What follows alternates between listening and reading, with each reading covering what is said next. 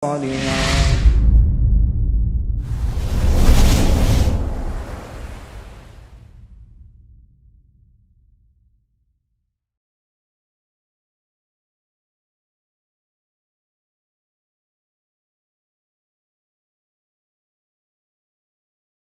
dan kathiran tayyiban mubarakan fih kama yuhibbu rabbuna wa yarda, wassalatu wassalamu ala nabiyyina Muhammadin wa ala alihi wa sahbihi wa man sara ala nahjihi bi ihsanin ila yaumidin wa ba'd.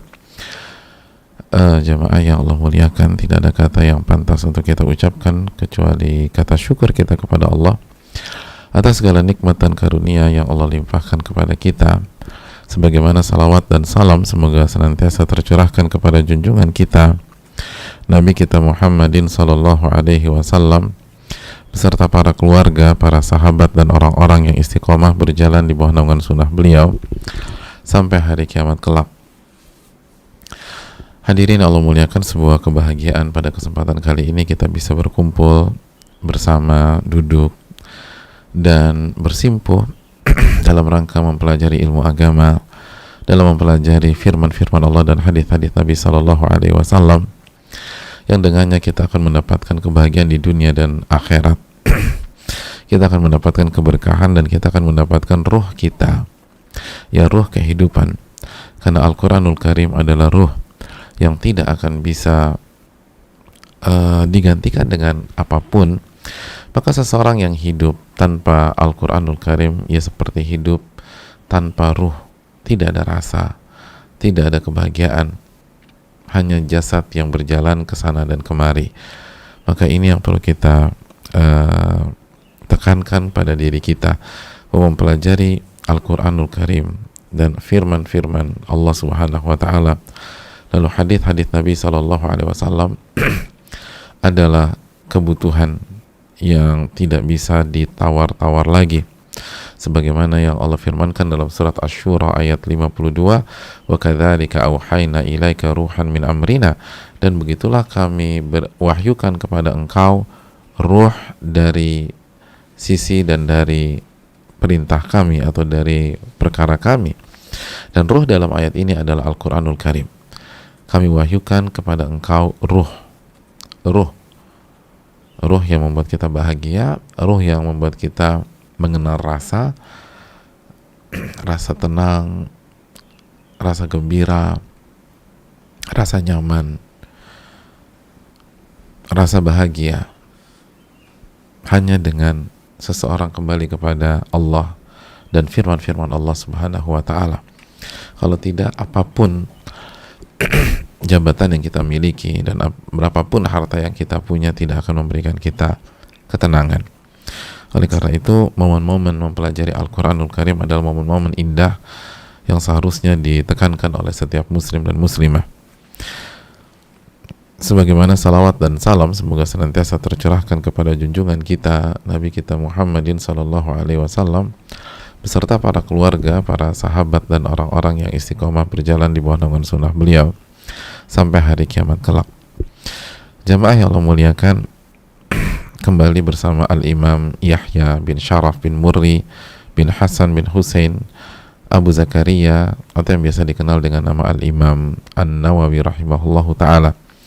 Dan kita telah masuk ke bab yang keempat, yaitu bab kejujuran. Dan pada pertemuan yang lalu kita sudah jelaskan bahwa kejujuran itu dalam bahasa Arab berasal dari huruf Sad, Dal, dan Qaf yang memberikan makna kekuatan dalam sebuah hal, baik ucapan maupun hal lainnya. Jadi kata dasar ini mengandung makna kekuatan.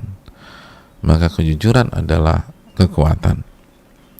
Kejujuran adalah kekuatan kita sebagai seorang hamba, sebagai seorang umat, sebagai seorang suami, sebagai seorang istri, sebagai seorang anak, sebagai orang tua, dan apapun posisi kita di lingkungan sosial. Maka barang siapa yang ingin punya kekuatan, maka mulailah dari kejujuran. Barang siapa yang ingin menjadi suami yang ucapannya kuat di dalam hati istri dan anak-anak, maka dia harus jujur. Barang siapa yang ingin menjadi istri yang walaupun secara fisik wanita itu lebih lemah dari laki-laki, tapi secara value, secara lisan dan secara sikap diperhitungkan oleh suaminya, diakui oleh suaminya dan mendapatkan respect dari suaminya, maka dia harus jujur. Dia harus jujur. Dan begitu juga jika kita ingin anak kita benar-benar nurut dengan kita, maka jujurlah di hadapan mereka. Atau kita sebagai seorang anak, walaupun anak itu orang tua kita sangat mendengar masukan dan arahan kita, maka jujurlah. Jujurlah dan jujurlah. Kejujuran adalah kekuatan. Kejujuran adalah kekuatan. Dan sekali lagi syaitan berusaha merancukan hal ini sehingga membangun narasi di dalam diri kita bahwa justru sebaliknya, kalau mau selamat itu bohong. Kalau Anda jujur, posisi Anda jadi lemah. Kalau Anda jujur, posisi Anda jadi rapuh. Apalagi kalau kita buat kesalahan, syaitan akan bilang, udah nggak usah jujur. Kalau Anda jujur, Anda akan lemah. Padahal enggak. Justru sebaliknya. Justru sebaliknya. Itu yang bisa mengobati mengobati banyak hal. Oleh karena itu, hadirin Allah muliakan, jujurlah dan jujurlah dan jujurlah. Karena jujur itu sebuah kekuatan yang luar biasa. Apabila kita lakukan itu karena Allah Subhanahu wa ta'ala. Dan jujur adalah kesesuaian antara zahir dan batin dari amalan dan kondisi. Kesesuaian antara kesendirian dan di depan publik, kesesuaian antara yang diucapkan dan yang ada di dalam hati dan fakta yang ada di lapangan. Itulah kejujuran. Maka lakukan itu dan lakukan itu. Hadirin yang Allah muliakan, maka jika kita ingin punya kekuatan, jujurlah kepada Allah, jujurlah kepada Rasul SAW, jujurlah kepada manusia.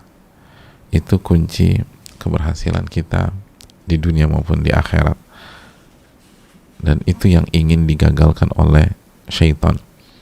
Dan ingatlah ucapan Ibnul Qayyim bahwa jujur itu ruhnya amal ibadah, ruhnya amal soleh. Jadi ruhnya amal soleh adalah kejujuran. Ruhnya amal soleh adalah kejujuran. Dan itulah yang membuat seseorang itu kuat. Wallahu ta'ala alam bisawab. Hadirin Allah muliakan, di masa klasik ada seorang penguasa yang sangat zalim yang bernama Al-Hajjaj bin Yusuf. Al-Hajjaj bin Yusuf. Nah, di era sosok ini zalimnya luar biasa, hadirin. Zalimnya luar biasa. Itu kata Al-Asma'i, ada seseorang datang ke Hajjaj bin Yusuf lalu mengatakan bahwa dia cerita tentang seorang sosok di hadapan Hajjaj bin Yusuf.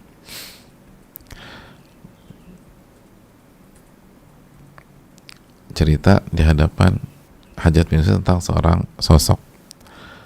Sosok itu bernama Rabi' bin Hurash. Nah, Rabi' ini dikenal di tengah-tengah masyarakatnya itu nggak pernah bohong, selalu jujur,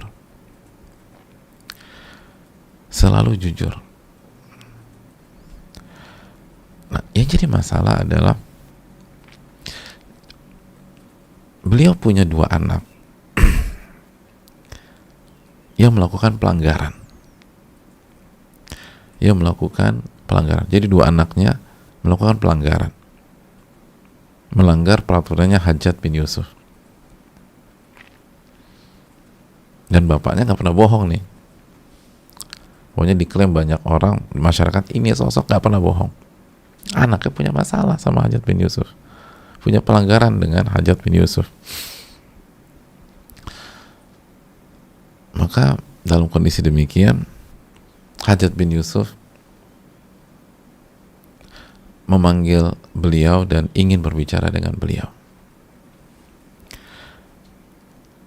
Jadi sampaikan, nih 2 anaknya ada masalah, bapaknya nggak pernah bohong. Kita tanya aja bapaknya, kan bapaknya nggak pernah bohong. Hadirin Allah muliakan, maka bapaknya dipanggil, lalu Hajjaj bin Yusuf tanya, itu 2 anak kamu itu di mana? Jadi 2 anaknya lagi ngumpet, lagi sembunyi karena dicari sama Hajjaj bin Yusuf, nggak ketemu. Ditanya sama Hajjaj bin Yusuf, 2 anakmu itu ada di mana sekarang?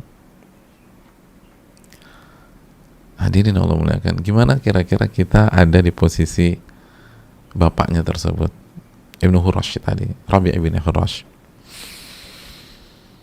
Dan orang tahu berhadapan dengan Hajjaj bin Yusuf itu masalah besar. Berhadapan dengan Hajjaj bin Yusuf itu nyawa yang dipertaruhkan. Ini pemimpin zalim. Dan pertanyaannya tajam, di mana kedua anakmu bersembunyi dan sedang apa dia sekarang? Apa kata ayahnya yang katanya nggak pernah bohong ini? Ayahnya bilang, huma fil bait, mereka berdua ada di rumah.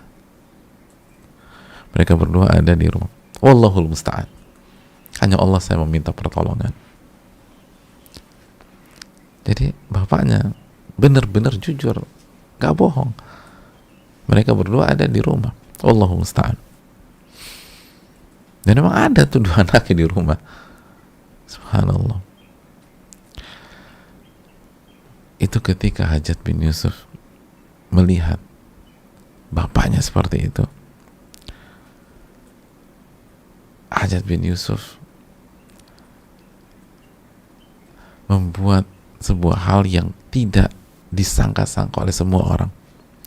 Kata Hajjaj bin Yusuf, huma laka wa ajabahu sidquhu, 2 anakmu itu saya bebaskan, silakan kalian hidup bersama lagi. Karena Hajjaj bin Yusuf kagum terhadap kejujuran bapaknya ini. Boleh juga nih orang, semua orang tuh tahu berhadapan dengan saya mati.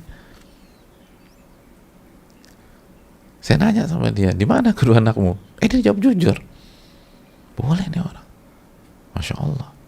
Udah, saya bebaskan aja kedua anaknya tersebut. Bebas tuh 2 anaknya. Itu tadi, jujur itu kekuatan. Walaupun kita nggak punya persenjataan lagi, jujur itu kekuatan. Walaupun tentu saja ada pengecualian nanti ya. Ada beberapa kondisi di mana Nabi SAW memperbolehkan kita menggunakan sikap sebaliknya. Tapi lagi-lagi pengecualian, anomali. Tapi kaidah dasarnya, hukum asalnya yang terjadi secara umum, kalau kita ingin punya kekuatan, jujurlah. Jujurlah kepada Allah, lalu jujurlah kepada manusia. Kita akan dapatkan hal yang nggak kita sangka-sangka. Sebagaimana kisah tadi, kedua anaknya dibebaskan oleh Hajjaj bin Yusuf karena kejujurannya, rahimahullah. Dan itu nggak diduga sebelumnya. Makanya bapaknya lemas. Mereka berdua di rumah. Wallahul musta'an. Hanya kepada Allah saya minta pertolongan. Dia ijabah sama Allah. Karena kan kejujuran kekuatan. kadang-kadang sering kita lupakan, sehingga kita gampang berbohong di hal-hal keseharian karena khawatir dimarahin lah sama suami, khawatir ribut sama istri, dan seterusnya. Padahal kejujuranlah yang membuat seseorang itu kuat, suami itu kuat, istri itu kuat, rumah tangga itu kuat. Kejujuran membuat Allah menguatkan sebuah keluarga dan masyarakat kita. Jujur, jujur, dan jujur. Dan itu terbukti. Itu terbukti. Coba kalau kita jualan di sebuah pasar, kios kita terkenal jujur, kuat nggak? Kuat. Tuh kios kuat. Beli di sana jujur orangnya. Timbangannya jujur. Gak dimain-mainin. Itu toko akan kuat dalam pasar tersebut. Karena akan dikenal orang. Dan pembeli itu nyari itu toko. Kuat. Jujur. Dia jujur. Ini yang perlu kita camkan bersama. Hadirin Allah muliakan. Setelah kita tahu tentang hal-hal tersebut, marilah kita masuk ke ayat pertama yang dibawa Al-Imam Nawawi rahimahullahu ta'ala. Ayat pertama yang dibawa oleh Al-Imam An-Nawawi rahimahullahu ta'ala. Beliau rahimahullahu ta'ala, semoga Allah merahmati beliau, keluarga beliau, orang tua beliau, guru-guru beliau, dan seluruh yang beliau cintai, dan seluruh umat Islam dimanapun berada, membawakan dalil pertama, sebuah ayat di dalam surat At-Taubah sebagai pembuka bab kejujuran. Ayat yang berbunyi, ya ayyuhalladzina amanu taqullaha wa kunu ma'as sadiqin. Wahai orang-orang beriman, bertakwalah kepada Allah dan bergabunglah atau bersamalah orang-orang yang jujur atau benar, sadiqin. Wahai orang-orang yang beriman, bertakwalah kepada Allah dan bergabunglah bersama dengan orang-orang yang jujur atau orang-orang yang benar. Hadirin yang semoga Allah muliakan, ayat ini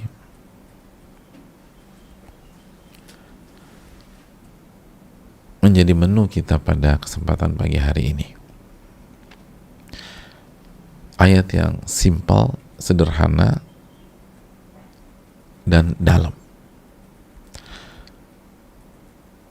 Pelajaran yang pertama dari ayat ini adalah Allah memberikan dua perintah kepada kita. Allah memberikan dua perintah kepada kita. Perintah yang pertama, bertakwalah kepada Allah. Bertakwalah kepada Allah Subhanahu wa ta'ala. Jalankan perintah Allah dan jauhi larangan Allah. Dan untuk takwa ada pembahasan khusus nanti insyaallah ta'ala. Lalu perintah yang kedua, kita diperintahkan untuk bersama orang-orang yang jujur. Bersama orang-orang yang jujur. Ini perintah dari Allah Subhanahu wa ta'ala, agar kita selalu bersama orang-orang yang jujur.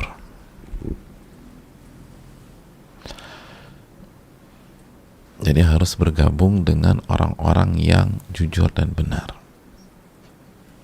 Hadirin yang Allah muliakan, itu pelajaran pertama. Pelajaran yang kedua dari ayat ini, pelajaran yang kedua dari ayat ini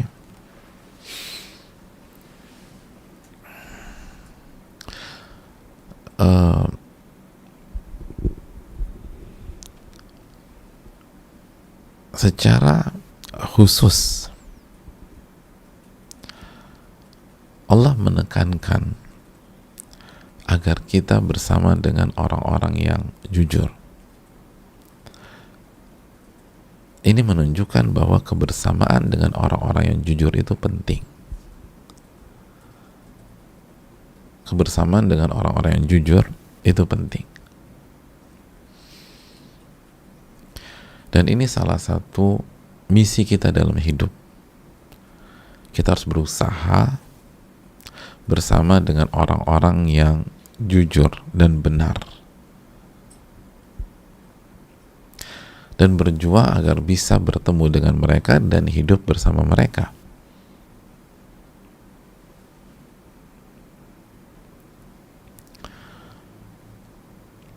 Karena itu perintah Allah Subhanahu wa taala. Itu perintah Allah, bersama orang-orang yang jujur itu penting. Bersama orang-orang yang jujur itu penting. Jadi jangan sampai kita mengatakan nggak apa-apa lah, aku temenan sama teman-teman dekatku, padahal mereka tukang bohong semua. Yang penting kan akunya, aku bisa jaga diri. Kan sering kita berpikir demikian. Istri kita kasih masukan atau suami kita masukan, kamu kok masih bergaul sama dia kan tukang bohong. Iya, aku tahu dia tukang bohong, tapi kan yang penting kitanya bisa jaga diri aja. Ya udah, masing-masing lah. Dan itu sering terjadi. Tidak, jangan seperti itu. Karena Allah mengatakan wakunu ma'as shadiqin, hendaklah kalian bersama orang-orang yang jujur. Kebersamaan dengan orang-orang yang jujur itu sangat-sangat penting di dalam kehidupan. Dan nanti kita akan dapatkan berbagai macam jawabannya saat kita membahas satu demi satu ayat dan hadits-hadits dalam bab kejujuran. Tapi poin pertama adalah mulai sekarang bergabunglah bersama orang-orang yang jujur dan benar. Mulai sekarang carilah orang-orang yang jujur dan benar. Mulai sekarang mendekatlah dan merapatlah kepada mereka. Karena itu perintah Allah Subhanahu wa taala. Bahkan hadirin Allah muliakan, kita tahu bahwa doa yang paling banyak dibaca oleh seorang muslim dalam sebuah hari adalah salah satunya bersama dengan orang-orang yang jujur. Doa terbanyak yang dibaca seorang muslim setiap hari nih adalah, salah satunya adalah kita meminta agar kita bersama dengan orang-orang yang jujur dan benar. Ngerasa nggak? Enggak sih. Coba ingat-ingat lagi. Apa doa yang paling banyak kita baca setiap hari? Apa ya? Rabbana atina fid dunya hasanah wa fil akhirati hasanah wa qina adzabannar. Ya, itu bagus dibaca banyak-banyak setiap hari, tapi bukan itu. Ada doa yang paling banyak kita baca setiap hari. Paling banyak kita baca setiap hari. Apa doanya? Ihdinas siratal mustaqim, siratal ladzina an'amta 'alaihim. Ihdinas siratal mustaqim, siratal ladzina an'amta 'alaihim. Sudah baca doa ini hari ini? Ya. Kecuali kalau kita belum salat subuh, atau mungkin wanita yang sedang haid atau nifas. Ihdinas siratal mustaqim, ya Allah tunjukilah kami jalan yang lurus. Tunjuklah kami jalan yang lurus. Jalannya siapa? Siratal ladzina an'amta 'alaihim. Itu jalan orang-orang yang engkau berikan nikmat kepada mereka. Ya Allah tunjuklah jalan orang-orang yang engkau berikan nikmat. Jalan orang-orang yang Allah berikan nikmat. Kita minta secara khusus. Minimum 17 kali kita meminta. Ya Allah tunjukilah kami jalan yang lurus. Jalan orang-orang yang engkau berikan nikmat. 17 kali minimum. Kalau kita nggak salat sunnah sama sekali di hari itu. Kalau kita salat sunnah, maka angka pun bertambah. Bukan 17 kali kita minta, bisa jadi 19 kali, atau 21 kali, atau 23 kali. Makanan 30-an kali kita minta siratal mustaqim, tunjukilah kami jalan yang lurus dan jalan orang-orang yang kau berikan nikmat. Mungkin masih ada yang bertanya, apa sih maksudnya, kan nggak ada orang-orang jujur. Hadirin, jalan orang-orang yang kau berikan nikmat, itulah siratal mustaqim. Pertanyaannya, siapa mereka? Siapa orang-orang yang Allah berikan nikmat kepada mereka? Orang-orang yang Allah berikan nikmat di dalam surat Al-Fatihah bisa kita cek di sebuah ayat, surat An-Nisa ayat 69. Minan nabiyyin was-siddiqin wasyuhada was-salihin wa man yuti'illaha wa rasul. Barang siapa yang taat kepada Allah dan taat kepada Rasul, faulaika ma'alladzina an'amta alaihim, dan mereka akan bersama dengan orang-orang yang Allah berikan kenikmatan untuk mereka. Orang-orang yang Allah berikan kenikmatan. Siapa mereka? Siapa orang berikan kenikmatan? Minan nabiyyin, para nabi. Jadi siratal mustaqim itu jalannya para nabi. Yang kedua, was-siddiqin, dan jalannya orang-orang siddiqin. Siapa siddiqin? As-siddiq. As-siddiqin artinya orang-orang yang senantiasa jujur. As-siddiqin, orang-orang yang berusaha jujur dan berada di atas kebenaran. Itu siddiqin. Wasyuhada, dan orang-orang yang mati syahid. Wassalihin, dan orang-orang soleh.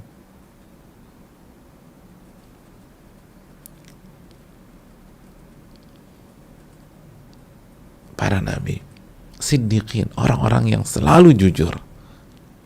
Syuhada, orang yang mati syahid. Dan yang keempat, orang-orang soleh.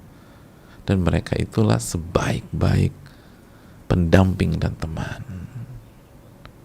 Pendamping dan teman. Orang yang selalu jujur itu sebaik-baik pendamping dan teman. Orang yang rela berkorban sehingga mati syahid itu sebaik-baik pendamping dan teman. Orang-orang soleh itu sebaik-baik pendamping dan teman.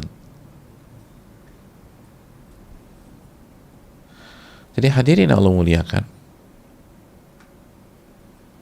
itu yang kita minta. Jadi selama minimum 17 kali dalam sehari itu kita minta agar ditunjukkan jalannya orang-orang yang jujur, sehingga kita bisa bersama mereka. Sehingga kita bisa bersama mereka. 17 kali minimum kita meminta. Oleh karena itu, coba renungkan kehidupan sosial kita, sahabat-sahabat kita, teman-teman dekat kita. Apakah mereka orang-orang yang jujur? Apakah orang-orang yang selalu menjaga kejujuran? Sedangkan Allah meminta kita, wa kunu ma'as shadiqin, bergabunglah bersama orang-orang yang jujur. Dan kita meminta 17 kali, ya Allah tunjukkanlah kami jalan yang lurus, yaitu jalannya para nabi, jalannya orang-orang yang selalu jujur, jalannya orang-orang syuhada, dan jalannya orang-orang yang soleh. Jujurkah kita ketika kita membaca doa tersebut dalam surat Al-Fatihah? Jujurkah kita pada saat kita membacanya dalam sholat subuh kita? Jujurkah kita saat kita membacanya pada saat sholat zuhur? Jujurkah kita pada saat kita membacanya di sholat asar? Jujurkah kita pada saat kita membacanya di sholat maghrib? Jujurkah kita pada saat kita membaca doa ini di sholat isya? Jujurkah kita? Orang yang jujur saat baca ihdinas siratal mustaqim siratal ladzina an'amta alaihim, maka pada saat dia bergaul dia akan cari orang-orang yang jujur. Dia akan cari orang yang jujur. Pada saat dia partneran bisnis dia akan cari orang-orang jujur. Pada saat dia bersahabat dia akan cari orang-orang jujur. Pada saat dia cari teman kajian dia akan cari orang-orang yang jujur. Dia akan cari orang-orang yang jujur.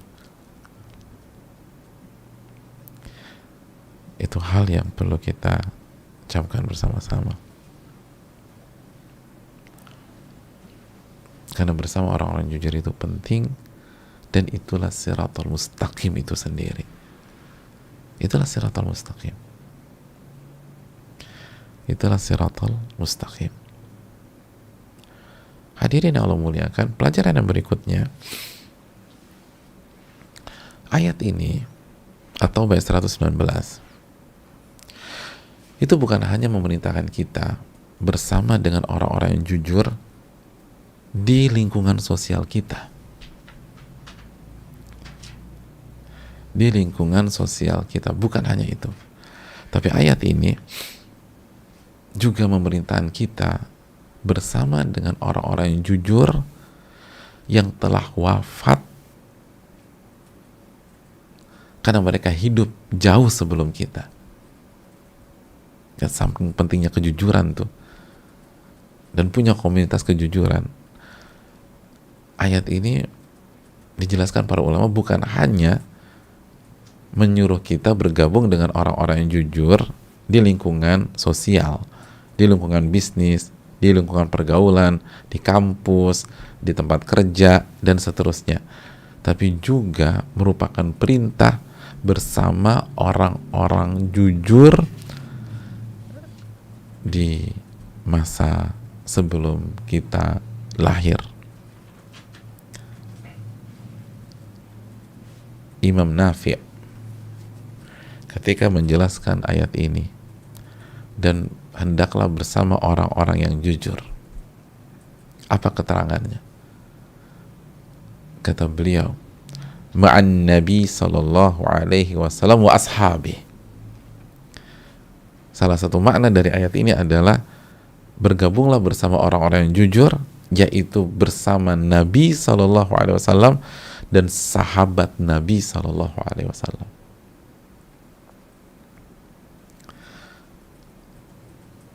Jadi bersama Nabi dan para sahabat Nabi. Bersama Nabi dan para sahabat Nabi.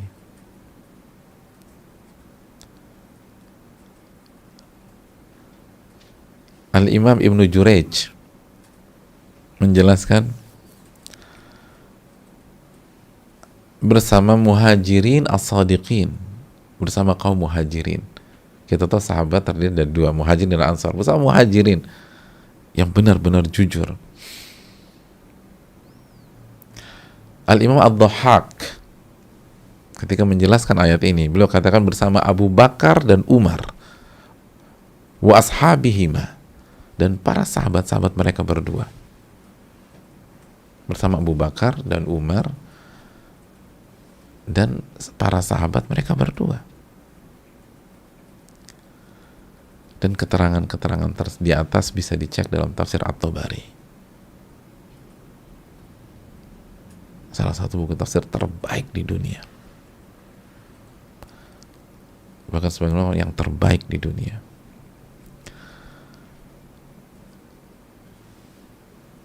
Jadi kita dapat pelajaran penting kalau ingin jadi orang jujur.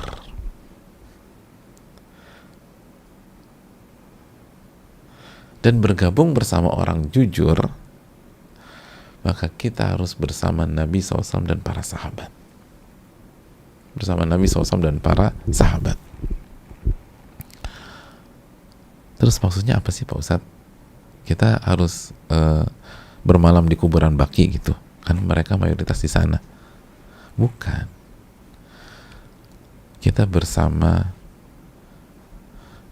konsep mereka, metode mereka, agama yang mereka bangun dan jalankan,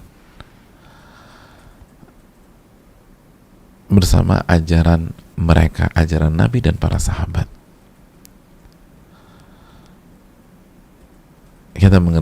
Kita mengimani apa yang diimani Nabi SAW dan para sahabatnya. Kita beribadah dengan ibadah yang dikerjakan Nabi SAW dan para sahabat. Kita berakhlak sebagaimana akhlak yang dicontohkan Nabi SAW dan para sahabat. hidup kita berusaha menjadikan mereka sebagai referensi, sebagai panutan, sebagai kudwah.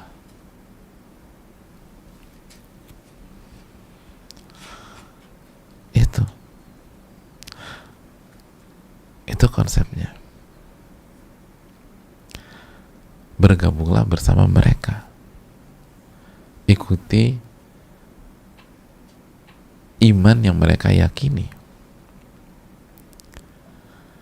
akidah yang mereka tanamkan, ibadah yang mereka kerjakan. Itu hal penting. Itu hal penting. Makanya Imam Ahmad bin Hambal, muridnya Imam Syafi'i rahimahullah, itu pernah memberikan kaidah kepada kita, janganlah kalian berbicara tentang sebuah masalah agama yang dalam masalah itu kalian tidak punya pendahulu dari sahabat dan seterusnya, sahabat Nabi SAW. Jangan. Artinya kalau kita ingin bicara tentang sebuah masalah, Abu Bakar bicara tentang itu nggak ya, gitu loh. Umar bicara tentang itu nggak ya, dan para sahabat Nabi ada nggak yang berbicara tentang itu? Kalau kita mau meyakini sesuatu, cek dulu Nabi dan para sahabat itu meyakini hal itu apa tidak. Itu arahan dari satu dari 4 imam madhab, Imam Ahmad bin Hambal, dan sekaligus murid dari Al-Imam Asy-Syafi'i rahimahullah ta'ala.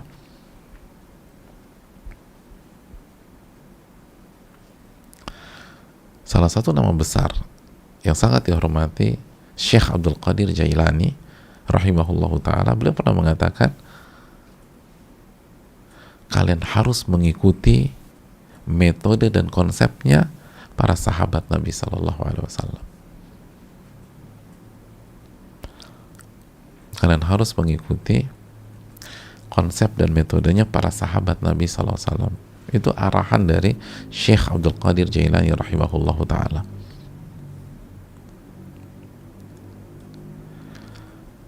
Itu hal penting.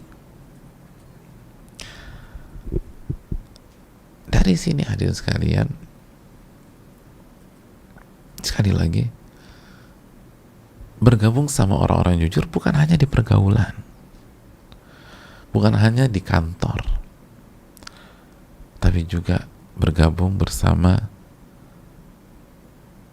orang-orang jujur yang telah wafat dan hidup jauh sebelum kita, yaitu Nabi dan para sahabat beliau radhiyallahu ta'ala anhum. Kenapa demikian? Karena mereka adalah pemimpin orang-orang yang jujur. Itu the best of the bestnya orang jujur itu mereka, Nabi SAW dan para sahabat. Gak ada yang lebih jujur dari mereka. Gak ada yang lebih jujur dari mereka. Gak ada yang lebih benar dari mereka, Nabi SAW dan para sahabat. Nabi SAW mengatakan, khairun nasi qarni, sebaik-baik manusia itu generasiku. Sebaik-baik manusia itu generasiku. Makanya gelarnya Abu Bakar apa? As-Siddiq. As-Siddiq, yang selalu jujur dan selalu berusaha berada di atas kebenaran dan membenarkan apa yang dikatakan Nabi SAW. Itu gelarnya Abu Bakar As-Siddiq radhiyallahu ta'ala. Oleh karena itu hadirin yang Allah muliakan, makanya dari sini kita bisa memahami bahwa sebagian orang tuh berpikir jujur itu hanya hablum minan nas, berinteraksi dengan manusia. Jujur itu hanya ketika kita menjual sesuatu, apa yang kita sampaikan dan spek yang kita sampaikan sesuai dengan barangnya, yaitu jujur. Tapi nggak cukup hanya sampai di situ. Kita harus bergabung dengan Nabi dan para sahabat. Oh, ternyata Nabi SAW dan para sahabat bukan hanya jujur dalam bab muamalat, tapi mereka juga jujur dengan Allah Subhanahu wa taala. Nah, itu. Buktinya mereka sholat. Dan ada sebagian pihak yang menjunjung tinggi kejujuran ketika berbisnis, saat sholat Jumat dia nggak sholat. Ah, itu belum dikatakan orang jujur. Kenapa? Karena Nabi dan para sahabat nggak begitu gitu loh. Nabi SAW dan para sahabat begitu waktu sholat. Ada banyak orang yang jujur ketika bisnis tapi nggak bisa baca Quran karena nggak pernah baca Quran. Nah, itu nggak cukup hanya seperti itu. Tapi dia jujur loh, aku tuh kalau udah beli sesuatu udah paling enak beli di toko dia deh. Kenapa? Selalu tepat, jujur nih orang ketika jualan. Ya memang sih, aku lihat-lihat dia nggak pernah sholat maghrib karena pembelinya selalu penuh dari 5:30 sampai adzan isya. Aku pernah lihat dia kok nggak sholat maghrib ya. Itu belum dikatakan orang yang jujur. Makanya ini perlu wakunu ma'as shadiqin, bergabunglah bersama orang-orang yang jujur. Bergabunglah bersama orang-orang yang jujur. Ini bukan hanya jujur secara pergaulan, tapi kita harus bergabung dengan Nabi SAW dan para sahabat. Itu berarti hablum minallahnya harus jujur juga. Ibadahnya, ibadah kita bagian dari kejujuran. Amal soleh itu bagian dari kejujuran. Akidah itu bagian dari kejujuran. Tauhid itu bagian dari kejujuran. Kenapa? Karena itulah kehidupan Nabi dan para sahabat radhiyallahu ta'ala anhum. Dan tidak bisa dipisah-pisah. Tidak bisa dipilah-pilih. Itu satu kesatuan dalam kehidupan mereka. Nabi SAW jujur ketika diberikan amanah. Makanya gelar beliau Al-Amin. Al-Amin. Bahkan kita tahu bersama, walaupun orang kafir Quraisy itu mencaci maki beliau pada saat beliau berdakwah di kota Mekah, dikatakan orang gila lah, dikatakan dukun lah, dikatakan penyihir lah, macam-macam dikatakan. Tapi mereka kalau punya barang berharga, punya berlian gitu kalau bahasa sekarang, itu nyimpennya kemana? Ke Rasul Sallallahu Alaihi Wasallam. Allahu Akbar. Ini nggak pernah terlihat dalam sejarah. Ada orang nyimpen barang berharganya ke tangan musuhnya. Ada hal, misal perang dunia kedua, perang dunia pertama misalnya, Jerman versus Inggris, Prancis, ada Jerman nyimpen surat-surat berharganya ke Inggris sama Prancis, ya nggak ada lah. Atau Jepang versus Amerika, Jepang nyimpen surat berharganya ke Amerika, sejarah dari mana itu?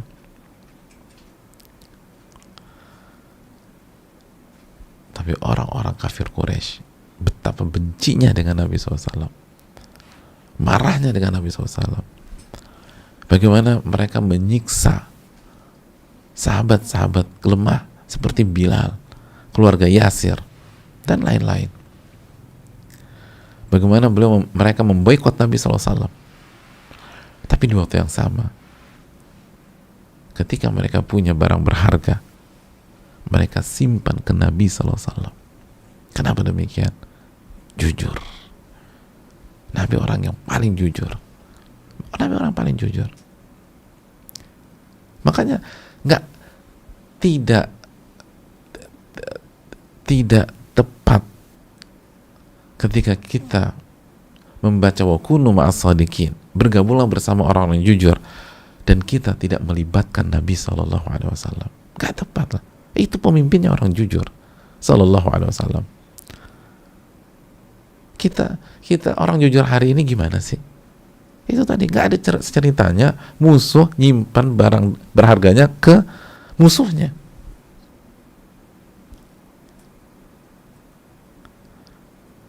Nggak ada ceritanya orang nyimpen barang berharga ke musuhnya yang dia bunuh karakternya dengan mengatakan itu orang gila gitu loh.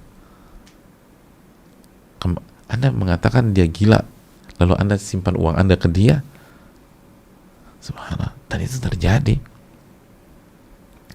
Makanya ketika Nabi SAW mau dibunuh dan beliau diperintahkan Allah hijrah ke Madinah, Nabi perintahkan Ali bin Abi Thalib untuk berangkat belakangan. Kenapa? Untuk mengembalikan barang-barang berharga orang kafir Quraisy yang selama ini dititip di tangan Nabi SAW. Allahu Akbar. Ini mau dibunuh. Mau dibunuh. Itu masih jaga kejujuran. Minta Ali bin Abi Thalib untuk radhiyallahu ta'ala anhu untuk memberikan atau mengembalikan harta dan barang berharga orang-orang kafir Quraisy.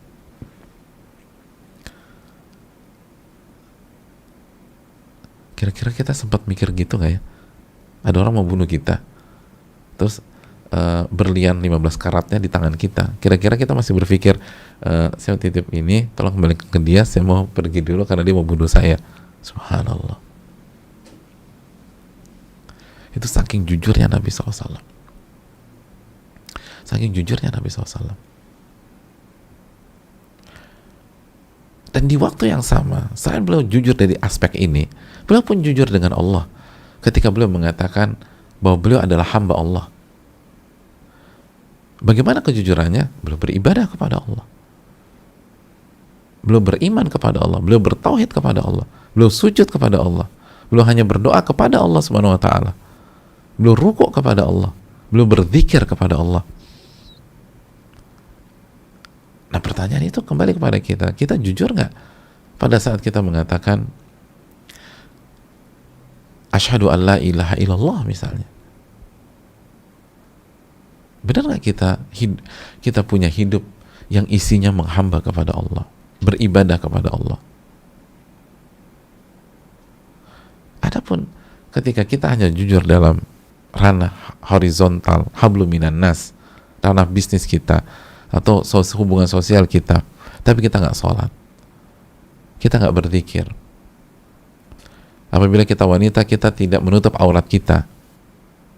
Jujur nggak ketika kita mengatakan kita hamba Allah, dan di waktu yang sama kita nggak mau ikutin aturan Allah Subhanahu wa ta'ala? Apakah itu hamba? Hamba itu nurut. Jujurkah kita ketika kita mengatakan saya seorang muslim,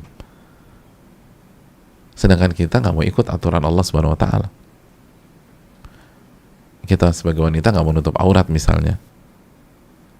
Jujur nggak ketika kita mengatakan saya seorang muslimah, sedangkan muslim atau muslimah artinya orang yang menyerah kepada Allah dengan mentauhidkan Allah Subhanahu wa ta'ala dan menjalankan perintah dan larangan Allah? Itu yang namanya menyerah? Enggak. Itu namanya membantah atau menjawab atau kekeh di atas pola pikirnya. Itu bukan menyerah. Berarti selama ini kita nggak jujur. Walaupun jujur kepada suami, walaupun jujur sama istri, tapi Anda nggak sholat, lalu Anda mengaku muslim atau mengaku hamba, itu bukan sebuah kejujuran. Muslim itu artinya menyerah kepada Allah dengan bertauhid kepada Allah dan taat kepada Allah. Hamba itu nurut. Hamba itu nurut. Jujurkah kita kepada Allah ketika kita mengatakan hamba Allah, lalu begitu kita dikasih musibah, kita berontak, kita marah, kita nggak terima? Katanya hamba. Hamba kan nggak punya apa-apa. Hamba kan nggak punya harta. Hamba itu nggak punya kekuasaan. Hamba itu nggak punya popularitas. Hamba itu tidak punya tidak memiliki apapun. Semuanya milik Allah. Harta kita milik Allah, lalu jabatan kita milik Allah, bisnis kita milik Allah, istri kita milik Allah, suami kita milik Allah, anak-anak kita milik Allah. Lalu kenapa ketika Allah kasih musibah kita drop, kita down, kita hancur? Katanya hamba. Hamba kan nggak punya apapun. Hamba kan konsepnya inna lillahi wa inna ilaihi raji'un. Sesungguhnya kami milik Allah dan kami akan kembali kepada Allah. Ketika kita drop, kita hancur, kita down dan seterusnya, berarti Anda nggak merasa hamba. Berarti selama ini ketika kita mengatakan Abdullah, saya ini hamba Allah, la ilaha illallah, Anda nggak jujur. Anda nggak jujur. Walaupun kita jujur dengan klien kita, itu jujur parsial, hanya dalam satu atau dua sisi aja, tapi kok kehidupan tidak.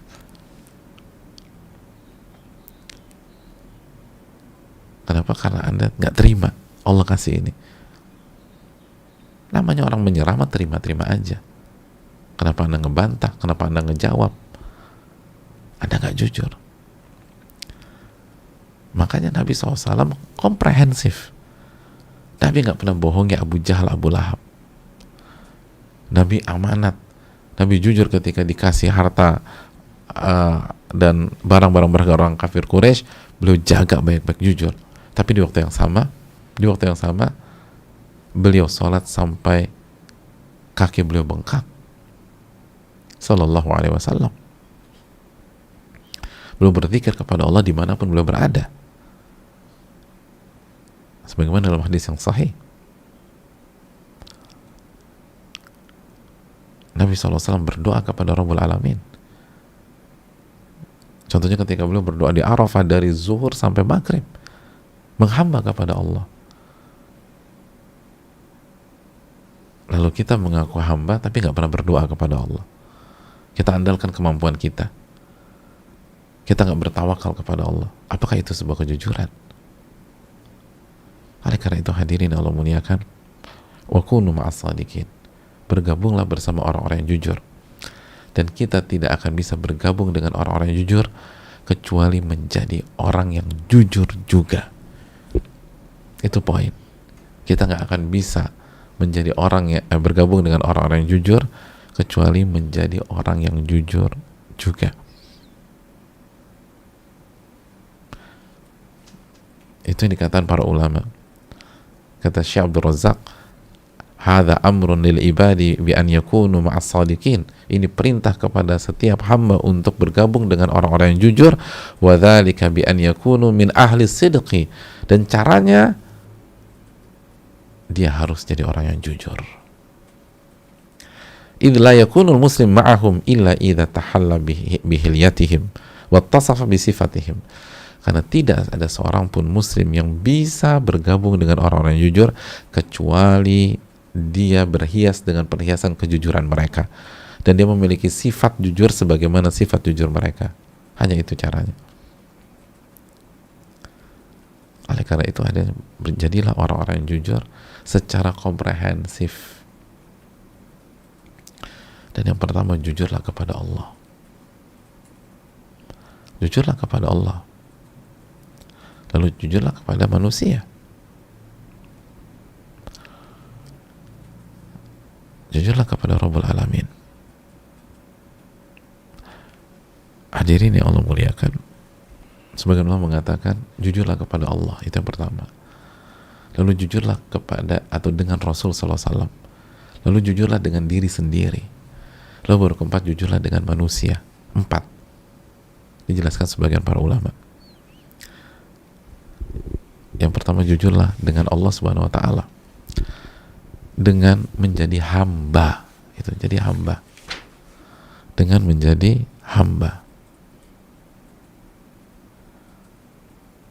Dengan menjadi hamba.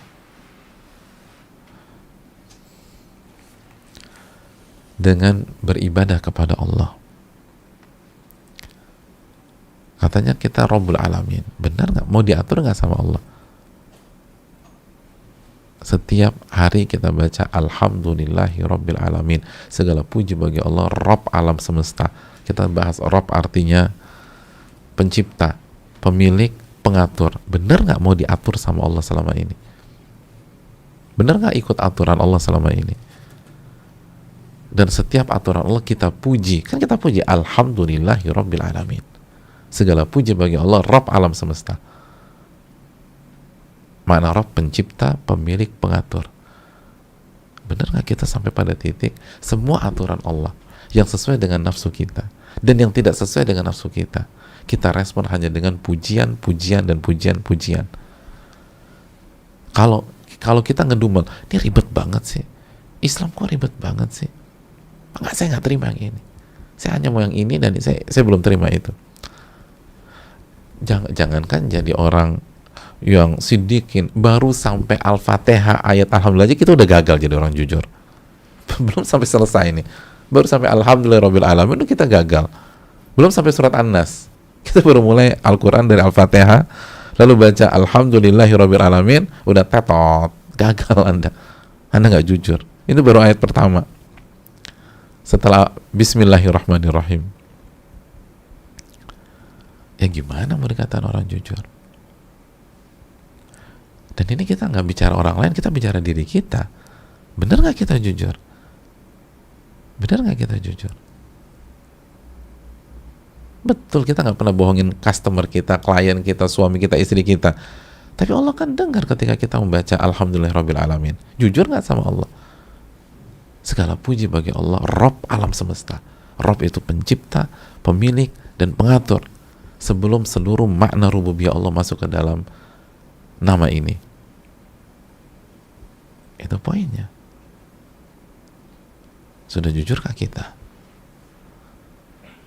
Jujur kepada Rabbul Alamin. Apa yang kita ucapkan, itu yang berusaha kita perjuangkan.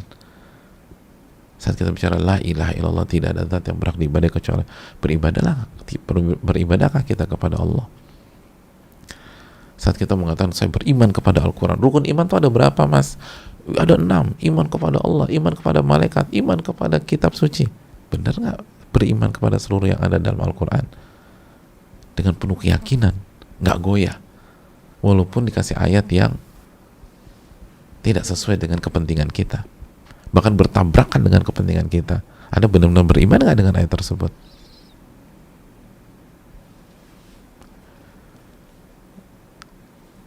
Itu tanda tanya. Lalu yang kedua, jujur dengan Nabi SAW. Kata para ulama, dengan meyakini apa yang beliau sampaikan dan menjalankan perintah dan larangan, atau menjalankan perintah dan menjauhi larangan Nabi SAW. Itu jujur dengan Nabi SAW. Yang ketiga, jujur dengan diri sendiri. Apa maksud jujur dengan diri sendiri? Kata para ulama, fala yakhda' nafsahu wa ya'tarif bi uyubihi wa akhta'ihi wa yusahhihuha. Dengan tidak tertipu dengan dirinya dan mengakui segala aib-aib dan kesalahannya, lalu dia berusaha memperbaiki aib-aib dan kesalahan tersebut. Ini nggak mudah. Kadang-kadang kita sering menipu diri kita sendiri. Kita nggak jujur sama diri kita sendiri. Jujur dengan diri sendiri. Akui aib-aib kita, akui kesalahan-kesalahan kita, akui dosa-dosa kita, akui kekeliruan-kekeliruan kita, akui yang buat diri kita. Memang saya salah, ini saya salah. Lalu perbaiki. Itu kalau menjadi orang jujur.